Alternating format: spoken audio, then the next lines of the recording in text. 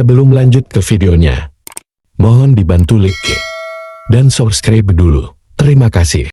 Selanjutnya, berdasarkan fakta-fakta penyidikan, maka pada hari Rabu, hari ini, tanggal 22 November 2023, sekira pukul 19.00, bertempat di ruang gelar perkara di Treskrimsus Polda Metro Jaya, telah dilaksanakan gelar perkara dengan hasil ditemukannya bukti yang cukup untuk menetapkan saudara FB selaku Ketua KPK RI sebagai tersangka dalam perkara dugaan tindak pidana korupsi berupa pemerasan atau penerimaan gratifikasi atau penerimaan hadiah atau janji oleh pegawai negeri atau penyelenggara negara yang berhubungan dengan jabatannya. Selanjutnya, berdasarkan fakta-fakta penyidikan, maka pada hari Rabu, hari ini, tanggal 22 November 2023, sekira pukul 19.00, bertempat di ruang gelar perkara di Treskrimsus Polda Metro Jaya, telah dilaksanakan gelar perkara dengan hasil ditemukannya bukti yang cukup untuk menetapkan saudara FB selaku Ketua KPK RI sebagai tersangka dalam perkara dugaan tindak pidana korupsi berupa pemerasan atau penerimaan gratifikasi atau penerimaan hadiah atau janji oleh pegawai negeri atau penyelenggara negara yang berhubungan dengan jabatannya. Selanjutnya, berdasarkan fakta-fakta penyidikan, maka pada hari Rabu, hari ini, tanggal 22 November 2023, sekira pukul 19.00, bertempat di ruang gelar perkara di Treskrimsus Polda Metro Jaya, telah dilaksanakan gelar perkara dengan hasil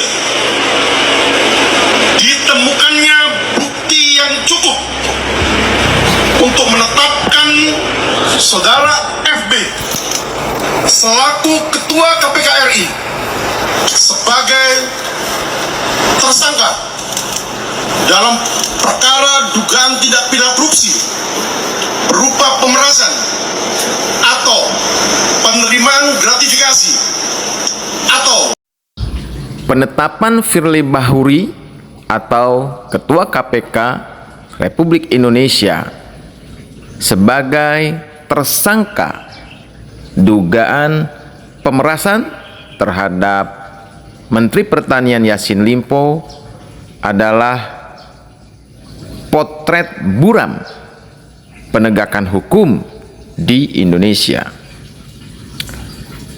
Padahal KPK dibentuk adalah karena adanya ketidakpercayaan publik terhadap penegak hukum, yakni kepolisian dan kejaksaan. Namun ternyata KPK yang menjadi harapan publik dapat bekerja lebih baik daripada kepolisian dan kejaksaan, kini telah sirna.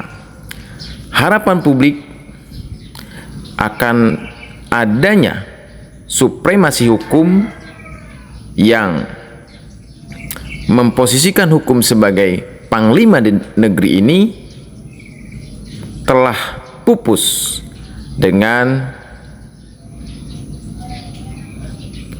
terjadinya atau dengan ditetapkannya Firly Bahuri sebagai tersangka. Akankah republik ini berjalan sesuai cita-cita para pendiri republik ini? Mengapa lembaga-lembaga yudikatif yang notabene dibentuk dan dibiayai oleh uang rakyat justru mempertontonkan sebuah sikap amoral yang menyakiti hati rakyat Indonesia. Kasus dugaan pemerasan yang dilakukan oleh Firly Bahuri terhadap Menteri Pertanian sejatinya harus dijadikan sebagai jurisprudensi bahwa KPK adalah lembaga yang patut dicurigai. KPK adalah lembaga yang patut untuk diawasi, bahkan mungkin dibubarkan, karena tidak sedikit anggaran APBN yang dikucurkan kepada lembaga KPK. Alternatifnya adalah menjadikan Kepolisian Republik Indonesia menjadi